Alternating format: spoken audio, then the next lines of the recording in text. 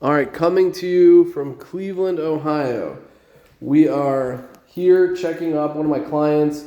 We're doing a rehab on this house. Actually, I take that back. I didn't do this rehab. He hired a general contractor, and he's asked me to come and check on the contractor's work, and we will let you be the judge on whether or not you think that he did a good job here. So the first thing was I walked the exterior of the house, and he did not take his trash with him. I'm going to start pointing out some details that I notice here. The house is dirty. I'm trying to see if I can catch this here for you. So it looks like you put this tile new. You can see it actually doesn't look as dirty as the rest. But it's not, like as I slide my foot across the floor, it hits because it's not been leveled properly. The floor here is not level. You can see that the sink here, I think this is probably the original. I don't think this is a newly installed sink. But it's bowing down and then back up. We can live with that, but it's definitely not an ideal situation. I don't know if we can get this in the video here or not, but this is a hump. This is actually a high point. This is where the cross beam is in the basement.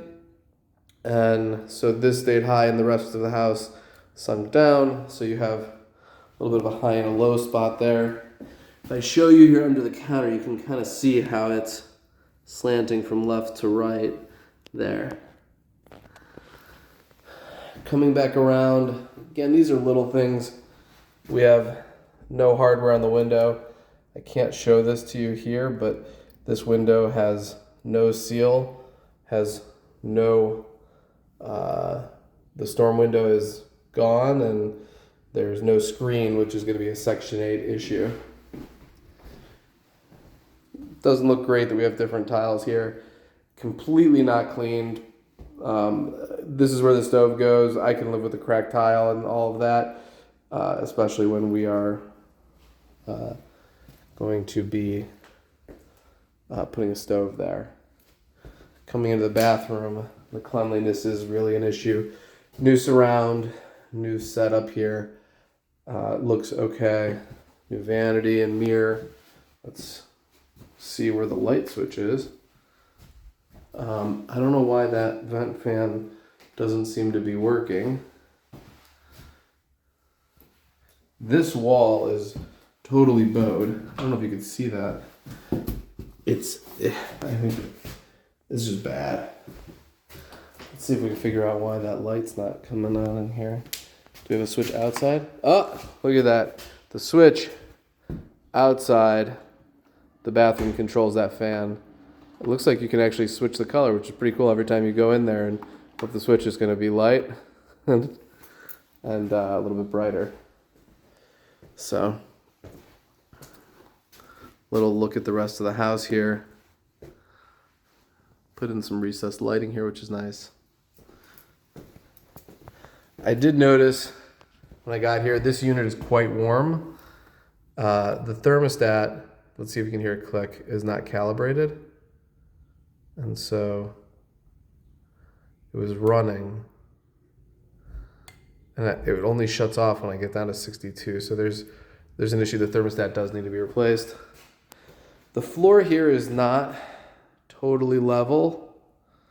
So we would prefer to see that a little bit level, but not a big deal. Again, a lot of the floors, especially in older homes, aren't 100% level. Have a laundry room here off this bedroom, which is really a nice feature. Added new plumbing, the exhaust vent. We've got the 220 line, which is for an electric dryer. So this is nice. I wish that when they put the new faceplate on, they would have replaced this instead of putting something on that has all the old paint on it. Again, it still will work just fine. It's just not an ideal situation. I would have carpeted this room if it were me, but again, overall, not bad.